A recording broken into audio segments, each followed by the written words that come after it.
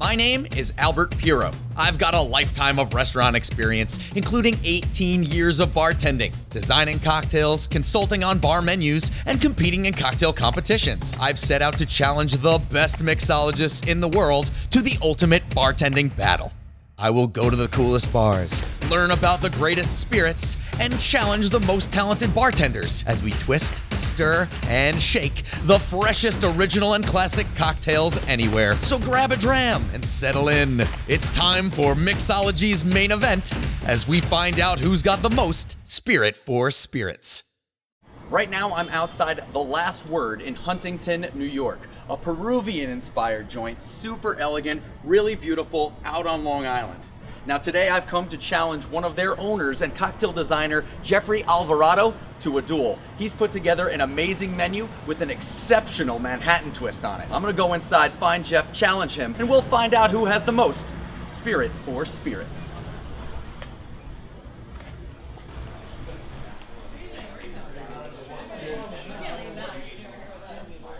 Excuse me, are you Jeff? I am. Jeff, I'm Albie from Spirit for Spirits. Now, I heard you're making some pretty great Manhattans out here in Long Island. Is that true? Oh, yeah, they're okay, man. What's up? Yeah, man. Well, I'd love to put my Manhattan stirring skills against yours in a little bartender head-to-head showdown. What do you say? Me versus you? Absolutely. All right, man. Yeah, come on back here. Your best against mine. But since the Manhattan is your cocktail of expertise, I'm going to be choosing the Spirit. And I see that Angel's Envy bourbon's back behind the bar. Now, I'm lucky enough to have just gone to the distillery to learn everything that I possibly could in preparation of issuing this challenge, because I know you're really good at this. So I really wanted to know everything that I could. I also brought my crew with me to capture the magic there at Angel's Envy Distilling. Let's check out that footage and see what I learned. This is Angel's Envy Distillery in the heart of bourbon country, downtown Louisville, Kentucky. We are here today to meet one Mr. Kyle Henderson. Now, Kyle is the production manager here at the distillery. He's also the eldest son of the co-founder and chief innovations officer and Kentucky Bourbon Hall of Famer, Mr. Wes Henderson. Now, Kyle and his bar manager, Mike Bone, will be helping us out, teaching us all about the classic Manhattan and the amazing bourbon they make here on site. Now, let's go find Kyle and find out what makes Angel's Envy bourbon, finished in port wine barrels, so special and unique. And this is Kyle Henderson. Now, Kyle started us at the very beginning with the history of Angel's Envy, starting with his grandfather, Lincoln, and his father, Wes, who started the project in 2009 to where Angel's Envy is today. And well, where is it today? Well, we can't know that until we know exactly what makes bourbon in the first place. And as Kyle likes to say, it's the ABCs of bourbon making. The letter A, American made. You must be in America when you're making bourbon. That was signed into law in 1963. So you must be on American soil. And of course, here in Kentucky, that's some of America's best soil. There's a lot going on in here right now. Like I said, we run 24 hours a day. We're a downtown distillery. So we're in the middle of downtown Louisville, one of the few that operate in a city. The letter B stands for barrels. We must be using brand new, freshly charred white American oak barrels every time we make bourbon. Now, what you can see here, we're actually checking out some freshly toasted barrels that give us some of those beautiful marzipan and coconut notes. And of course, barrels separate themselves into two major flavor profiles between some of the sweet, beautiful sugars that are charred on the inside that give us things like brown sugar notes, vanilla notes, caramel notes, into some of the beautiful spices from those darker charred parts, and baking spices, things like allspice, star anise, cinnamon, and clove. This is a Kelvin Cooperage new oak barrel. So it's a 53-gallon white American oak. They put it over an open flame and they toast the barrel. So this is before they actually light the barrel on fire, just a radium heat. We call it a heavy toast. It's about a 10-minute process and it generates a lot of very deep, rich marzipan, coconut, really toasty notes. And then, of course, legally, you have to char it. So you push the barrel into the fire, basically, light it up, the entire inside flame. That char process for Angel's Envy is about 30 to 35 seconds, and that's a number 3 char. And now the letter C, the most important, the beginning. Corn. You must use a majority corn in your original mash when making bourbon. Now, that's at least 51%. And we talk about our mash bill. We're very clear. 72% corn, 18% rye, 10% malt. So this is non-GMO, USDA grade +1 yellow dent corn. Pretty simple. This is not the stuff you eat on the table. This is, we call field corn. It's very, very high in starch, so 60+% starch. It actually has more potential sugar than the sweet corn you eat at home. But what kind of flavors are we talking about? The way I love to explain it, and one of the things that Kyle taught me here, was really talking about it in terms of bread. If the base of beautiful bourbon is cornbread, what would happen if we added the spiciness of rye bread to that? And then the softness of wheat, or the softness of malted barley? What would happen if we added all those things together? I think that's just a really beautiful way to get our minds and palates ready for what we're about to experience. Now, there's a really great letter D here for distillation proof. Now, we can only distill up to 160 proof. We cannot go higher than that. Why? Well, we want some of the original oils and flavors to be left over. We want those beautiful esters. That sweetness of corn, the spiciness of rye, we want that to remain. No matter how many times it goes through this still, when it comes off into our hands, we can still feel those residual oils. We can actually smell some of the beautiful original distillate, things like sour green apple when it first comes off the still. And then how does that work into some of those more sweet corn bread notes that we get here once we warm it and heat it? And that's why we cannot distill it higher than 160 proof. But in order to put it in this barrel, the letter E, entry proof, it has to get down to 125 when it goes into the barrel, and no higher. The spirit off of the distillation system, it's at 138 proof, 69% alcohol. It's not bourbon at this point. It hasn't entered the barrel. Hit the barrel it's just yet. New spirit.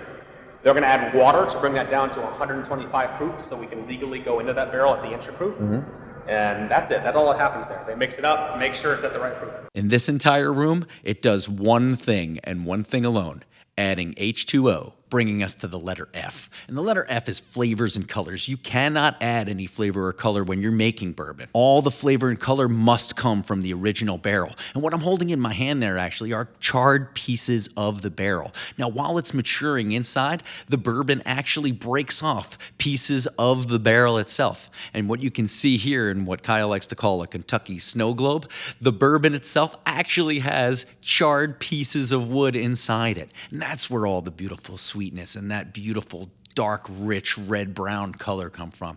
Once you've filtered it out, I end up with a handful of broken, well, they might as well be bourbon-flavored chocolate chips for me. You can sprinkle those on my pancakes. Probably not. I don't think it's edible. So when you have spirit in a barrel, it doesn't have to be whiskey, rum, tequila, whatever it's aged in a barrel. As your seasons change and your temperatures change, when it gets cold, the liquid contracts. When it gets hot, the liquid expands. Well, it's only 53 gallons, it only expands so much. Some of that's actually forced into the wood. And that's where it's going to pick up the color and generate chemical activity to get flavor and things like that. During really hot months, that expansion forces whiskey out of the wood. That evaporates into the air, we don't collect it, it goes to the heavens. It's called the angel's share. It's They got to get theirs. well-known industry term. Yeah, they got to get theirs. Absolutely, it's very important, because without that, you actually can't bring liquid back in. And when that liquid comes back in, it pulls oxygen in. Sure. And if you didn't have any evaporation, there'd be no room for oxygen. Without oxygen, you have no flavor development. Now, what's cool, obviously the Angels got their cut. Yeah. What's left in the barrel, we feel they're a little envious of. So that's where our name came from. The Angels' envy is what's left in the barrel. I see what you did there. Perfect. Yeah. I see what you did there. And now, something that separates Angel's Envy from everybody else is a port wine finish. That is a barrel formerly used for port wine. So now we're going to add this other flavor to the back end after we've made the bourbon to start. And this finishing cask is so cool and different. Deep, rich red fruit. As you can see here, the ruby red seepage next to the bung on this barrel. It's going to add some beautiful fruit to the front of this whiskey. And that's really going to separate Angels from everybody else. It's the thing that makes them the most special. And the last letter, the letter G, greater than 80. Bourbon must be at least 80 proof when it gets in the bottle. Greater than 80%, or excuse me, 80 proof. 40% 80 proof. alcohol. Yeah. See? So for I like Angel's the look Envy, at that. we bottle at 86.6 proof. So again, above that threshold. The very simple A, B, C, D, E, F, G's of bourbon as taught to me by Kyle Henderson. And now, my favorite part of every distillery tour. It's time to move to the tasting room. Cool. So we've gotten through our A, B, C, D, E, F, G's. All of them. And now we get to H, which is have some, which is...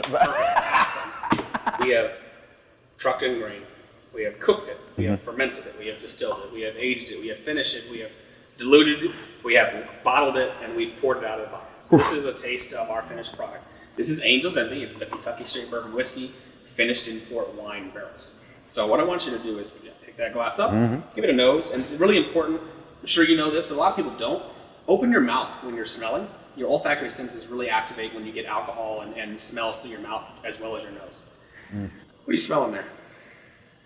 Oh, the first thing that jumps out to me is like that first, you know, the first piece of cotton candy that melts the inside of your mouth and starts all the water running. Just that alcohol vapor hits it, really started it like cotton candy. It's amazing. And the next thing is we get into smells. Of course, we have some of that wood, but that grain is still so there, right? That corn is just really nice and sweet on the front. We're coming into some of those vanillas. That toasting that we when we smelled the barrel, the toasted coconut. Now I'm getting into some of the fruit, some of the dark fruit, cherry fig, sort of. A lot of that's coming from the port barrel. So Yeah, it's not of course. very common in a lot of whiskeys. And we started with that fruit idea when we talked about esters right in the beginning, and knowing that you're going to finish it later with some other fruit and how you can make some of that other fruit really be active. Not to mention that fruit idea is not only not innate to whiskey regularly, but does fit so well. One of those things that you just wouldn't normally pair, Yeah, maybe absolutely. things like dark fruit. All right, Just so you've smelled it, you got some smells. This is the most important part.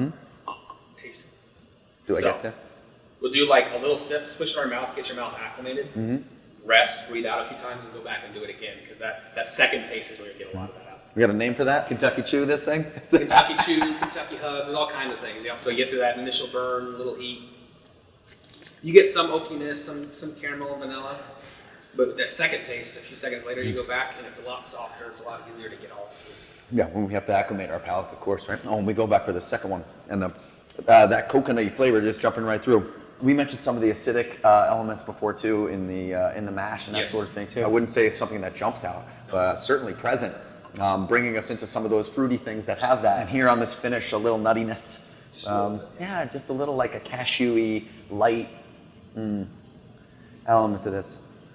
And I'm sort of left with a creamier mouthfeel too. That's actually residual from the port barrel. Yeah. So that port, there's still a little bit of wine left in that barrel. Of course. So we're getting a little bit of color from that. Yeah. And the little grape particles are actually providing some texture that you normally wouldn't get as well. Yeah, and then here on the finish, maybe just a little touch tannic. Just a little bit. Yeah, just a little Yeah. touch. Just a little like, hey, yeah, we were in a port wine here. barrel. Yeah, and we were in some charred wood. Yeah, we're over here now. And that's probably because it's level 3 and not level 4, where you're not overwhelmed with that bitter, Correct. finish.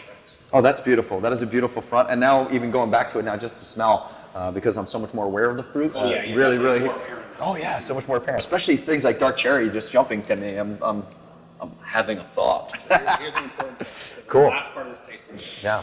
There's a little chocolate here. And there's Yeah. actually no alcohol in this chocolate. Well, that's This a is shame. This is an orange schmear. It's a French chocolate technique. I want you to pop it in your mouth, chew it a little bit, Mm-hmm. and drink some whiskey, and see how the oils from the chocolate and the citrus react when you taste that whiskey again. It's like a date, drinks and a snack. Yeah. It's like a full date knockoff. First of all, I wasn't expecting that much orange. Oh my goodness, that's amazing. Let's do it with the nose first and see how that works. Oh my goodness. Lemon peel and citrus peel and like things I wasn't expecting on this whiskey that are. That fat kind of coat your tongue. Oh, yeah. And it changes your perception. Often the whiskey hasn't changed. We've done nothing to it. No. But it changes your perception of what you can taste and smell. Yeah, now we're talking fruit. And even more, the wood is so much more present too. The dark flavors of the wood are on my nose now. I know we mentioned some of the vanillin and some of the other chemical things that are innate. Some of the chocolate, of course, chocolate that we talked about with the actual malted barley, really. Yeah. Wow. I think I've got some really cool ideas between chocolates and cherries and nuts and things about where I'm heading with this. That's amazing. But I see that you've also set us up with another little special We have a treat. little taste, a little taste.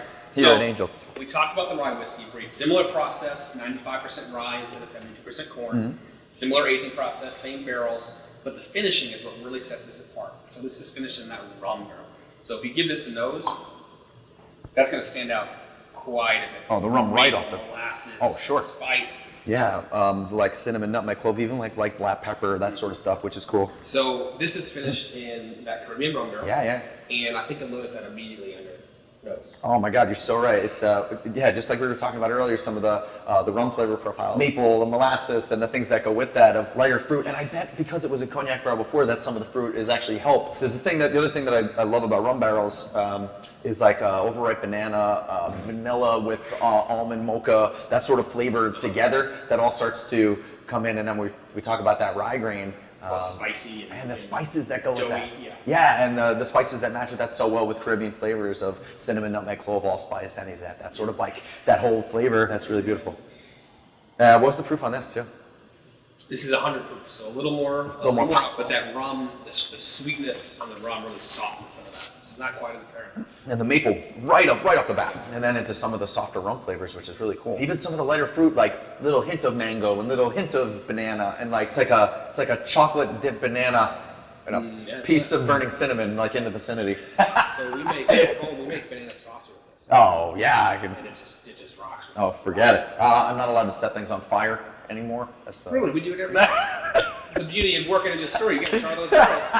That is really beautiful, beautiful rye. I'm so excited. These ideas are just like flowing in my head, Kyle. It's crazy how great this stuff is. First of all, thank you for doing what you do. Thank you for making such an amazing product. I can't wait to take it into battle with what we've learned. But first, we've got to learn about the classic Manhattan. And I believe you have someone for us who's going to walk us through that. We have a fine gentleman named Mike, and he runs our bar program here. He probably has made more Angels and E Classic Manhattans than anybody on the planet. Well, I can't wait to taste one there because I have a hunch that it's going to be good. Kyle, thank you so much for your time. Thank you to your family. Thank you to your dad, Wes. Thanks for everybody having us here. What a great time. Let's go over it and see Mike Bowen and learn about the Classic Manhattan. Awesome. So ready to learn about the classic cocktail we're going to be twisting for this competition, the Manhattan, here with the bar manager here at the Angels Envy Distillery. This is Mike Bowen. Mike, thank you so much for having us. Thank you very much. Oh man, I'm so stoked. So yeah, we're going to make an Angels bourbon, not the rye, the bourbon version of our Manhattan. So yeah, tell us a little bit about it. And, Yeah, absolutely. Well, I'm glad you mentioned not the rye, because Manhattan traditionally made with rye. Of course, some guy had a whole bunch of rye down in the basement of the Manhattan Club, decided, hey, let's make a drink with it. So sweet vermouth, rye whiskey, which was very common back then, bitters, created one of the most iconic cocktails. yeah, named after not only the club, but the island the club is on. Absolutely. Yeah. So the one thing I would mention is that because the Angel's Envy rye has that rum finish on it, it's a little bit sweeter. It's got those very heavy caramel maple notes. And for that classic Manhattan, it really kind of throws things off. So for me, the bourbon, much more appropriate for this cocktail. Absolutely. All right? So we're going to do a classic build. We like to do the 2-1-2 build, which, being from New York, I've come from New York, 212. It's the area code for landline. The area code for New York. So you got 2 ounces of bourbon, 1 ounce of sweet vermouth, 2 dashes of bitters. Yep. For the folks at home, there is something to think about. We use these little dasher tops. And so these little dasher tops are a lot different than the store-bought. I would usually, in a store-bought bitters bottle, use 2 dashes. It's going to be more volume. I'm going to use about 6 dashes in this. Of the little dashes, Yeah, portion because size. about a third of one of these is equal to 1 normal dash. Mixing glass, super simple. Just gonna dash 1, 2, 3, 4, 5, 6. Real simple. You don't need a whole lot. Now the Manhattan, it's really based around that shining spirit, the whiskey. All right, and that's really what we want to do with the Angel's Envy. We want that port finish to shine through the end of the drink. So you don't want to put in a crazy heavy sweet vermouth. Everybody likes to talk about Capano Antica. It's very heavy on the vanilla, it's very sweet, it's rich. And for me, with our whiskey, as delicate and soft as it is, it's got all this nuanced notes. You put the Capano Antica or a heavier vermouth or something with really, really strong flavors in there, you're gonna kind of throw everything off. So you wanna keep it clean, you wanna keep it very bourbon forward, you want the Angel's Envy to shine. So, sweet vermouth that we're gonna use is Dolan. Now, this is a French sweet vermouth, very light florals, not too bitter. It's just a very, I'd say a workhorse sweet vermouth. Goes well in anything kind of across the board. It's not too extreme one way or the other. All right, so we're gonna throw in 1 ounce sweet vermouth. So we've got our equivalent of 2 dashes of Angostura bitters, 1 ounce Dolan sweet vermouth, and then of course, Angel's Envy port finish bourbon. So for this, 2 ounces. So full 2 ounces in our jigger, all the way up to the meniscus, right over into the top. Throwing a little bit of ice. And now the Manhattan, traditionally, you can serve it up. It was served up in a coupe. A lot of people like to drink it on the rocks. I always ask my guests, I said, do you want it up? Do you want it on the rocks? I also ask, do you want it with a cherry or a lemon twist? So I'm like both. Most people these days hedge toward the cherry because everybody likes just eating cherries. But the cherry, for me, doesn't really do anything for the drink. Sure. And the story goes that there was some guy who had a whole bunch of these cherries in his basement, frozen coupe. Always want your glass cold. And he was like, what are we going to do with all these cherries? So he decided to put them in one of the most ubiquitous cocktails of that time, the Manhattan. So that's kind of where that cherry came from. But traditionally, it was used with a lemon twist. So you want a Manhattan to be nice and silky, smooth, great texture. That's really kind of what makes a delicious Manhattan. It's texture, smoothness. When you're stirring a cocktail, you're chilling it, you're combining the ingredients, and you're adding dilution. You're adding all that in water, which is really, really important to any cocktail, as you know. So we've got our Manhattan here. What do you think? Cherry or... I'll tell you the truth. I am a twist guy. Me too. I am a twist guy. Luckily, I've got a lemon right here. So, I love how that worked out. great minds think alike. Twists, very easy. You always want the pith facing toward you. Maybe 4 to 6 inches above that drink. Not too close. Just nice. Give that a little squeeze. You're going to see those lemon oils fall right across the top of the drink. Now, I generally like to express and then discard the lemon peel. But we're just going to toss this guy right in there. Make it look pretty. It's interesting. We haven't just done the tasting. We just talked about some of the zesty things while we ate the orange smear as well, which I was really looking forward to this classic with the twist, specifically for that reason in the expression of not only that orange, but how the lemon is going to come through. Of course, it's already in the air, so it's already in my nose, which is wonderful. And of course, the way the fruit is going to intermingle with the fruit of the port wine finish, just going to really be the perfect cocktail for us. 100%. So don't mind if I do. Thank you, Mike. I'm going to get in here for a quick second.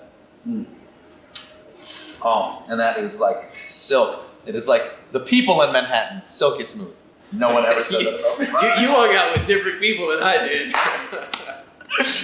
Yes, my group was much more sarcastic. That is beautiful and perfect. The silkiness of it, as we said to start, and the expression of the lemon, bringing out so much more of the fruit for us in the bourbon itself. What a lovely cocktail! What a little light finish of cinnamon and clove, as we talked about with some of the bitters. Just a beautiful cocktail. I feel like I'm totally prepared to go to battle. Mike, thank you so much for your time. I appreciate you so much. I'm going to finish this, and then we're out of here. All right, one more. We'll have one more after this, and then we're getting out. Hey, you and me both then. Cheers. Wow, what an awesome trip to Angel's Envy Distillery. You get a chance to do that when you're in downtown Louisville sometime. Please do it. Awesome. Thank you. Special thanks to the Henderson family for taking such good care of us at Spirit for Spirits. Now, I learned so much. I know I am ready for this competition. I'm sure Jeff's cocktail is ready to go because he's been serving here a long time. The one thing we're missing are judges. So who could judge this competition better than you fine folks? Would you do me the honor of being the judges for this head-to-head competition between Jeff and I? Will you? That's it. These are my people. These are my people. Are you ready? Let's do it. I'm ready. Coming down. 3, 2, 1. Here we go. Here we go. All right. Now, I learned a lot out there, Jeff, so I don't know if you know, but, you know, I'm pretty good at this. So. Oh, we're trash talking already? I mean, I didn't even know out on Long Island you knew how to do anything else. So. Oh, man. You're from Jersey?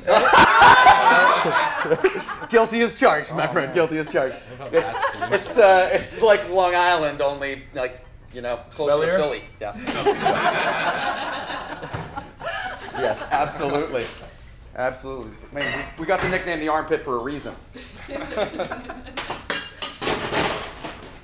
Beautiful. It's already icing over there. I'm barely getting to my booze. Now, this Manhattan's syrup. supposed to be a simple cocktail. Whoa. I can't believe you made me go to Long Island to make Manhattans. It's everywhere. I don't know. Cool. Jeff, what are you doing? Alright, so I got a little rendition of a Manhattan with chile guajillo and ají panca. And, Wait a chocolate. minute. Wait just a minute. Just make sure you're making enough for all of us. What is this? Yeah, what is that? Science. Science. It's supposed to be a simple cocktail, buddy. Says the guy who's behind.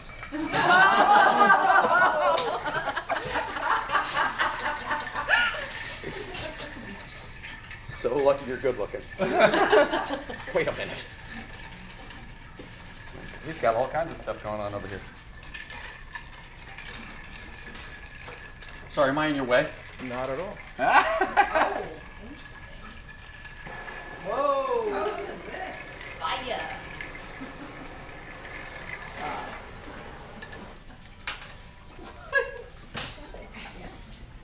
Is that a beaker? Is this Bunsen Honeydew? It's whatever you want it to be, babe.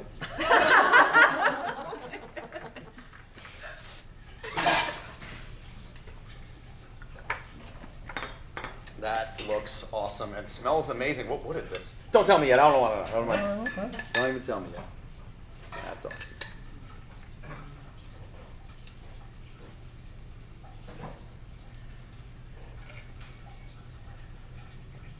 A little smoked Manhattan for you. That is pretty awesome. South I mean, American style. everybody knows I love a really good garnish. So I tried not to disappoint on this one. So we did make some little dark chocolate nut clusters for this one. Hey. Not to be outdone, my friend. We get a snack. Cheers. Smoking people up. Well, there they are. This one I like to call St. Pat. You got a name for your drink? Manhattan Cholo. Manhattan Cholo. This is St. Pat Manhattan Cholo. Cool. Jeff, that looks awesome. We still got like smoke simmering over here. We got a giant piece. Are we going to drink right out of that thing? If you want. That's freaking amazing. One straw? Two straws. No, seriously, I can't wait for you to tell everybody what's in this cocktail and what makes this interesting, fun, special, and different. So, going with following the notes of Angel's Envy, I went a little bit of chocolate heavy on that. So there is a lot of chocolate, some chocolate overtones, but to balance out the sweetness, I put chile guajillo and ají panca, which are two like South American peppers. One is tobacco-y and earthy, and the other has a little bit of heat. So it is Manhattan with a little bite. Little bite on it. Oh my goodness. Something smoked with hickory to kind of just bring out the tobacco, the chocolate, all the good stuff. Awesome. That looks amazing. You guys stoked to try this thing or what? Like, so what I did over here, and the reason this was called St. Pat, a little call to the angels in Manhattan, of course. St. Patrick's Cathedral, one of the oldest cathedrals in Manhattan, gave this cocktail its name. But what's in it? As we saw when I did the distillery tour, I really fell in love with the grain of this, right? So the grain of this, the sweetness of the original bourbon, some of those flavor profiles, some of the nuttiness of that, which we're going to see when we get to the garnish. But of course, the real flavor profile, what makes Angels interesting and fun and special is that it's finished in port wine barrels, which just activates so many cool red fruits for us, right? So many dark fruits. So I went a little out of control in my kitchen at home as I went in the lab, and I made a real awesome dark cherry spiced syrup that has some bourbon in it. It has some cherry hearing in it. It's got tart cherry juice. It's got cinnamon, nutmeg, clove, allspice, star anise. It's basically pirate potion plus red fruit, making this really awesome center for this drink that really will bring that port finish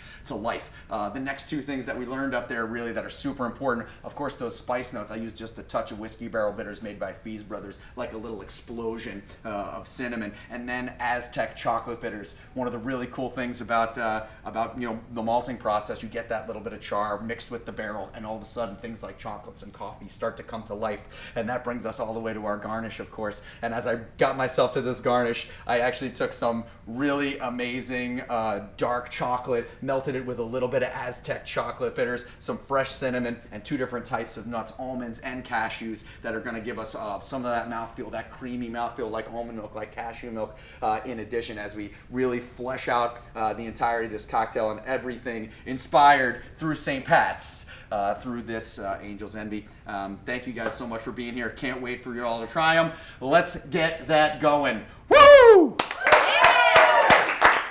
So we are going to prepare some samples for everybody. Make sure everybody gets a taste of both. We're going to set up a little voting, which we'll go through. It's a very simple voting process. We're going to set up some quick little jars, and you're just going to replace one of the corks. Your one vote will go either in my bucket or Jeff's bucket. He with the most votes wins. We're going to prepare that for you now. Thanks for being here. It's time to taste. Who's excited? And we're going to find out who has the most spirit for spirits. Let's do it. Thank you, guys. Go.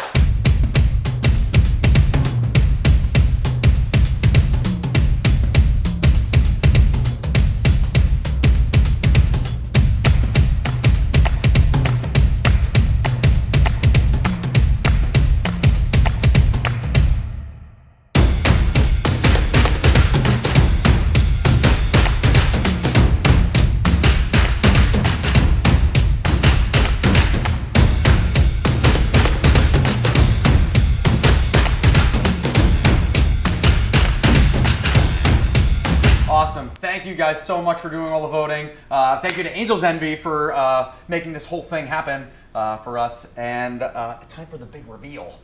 I wonder who won out here in Long Island. Let's take a peek. And it certainly seems that Jeff has way more corks. I'm not even going to count them. I can't even count them.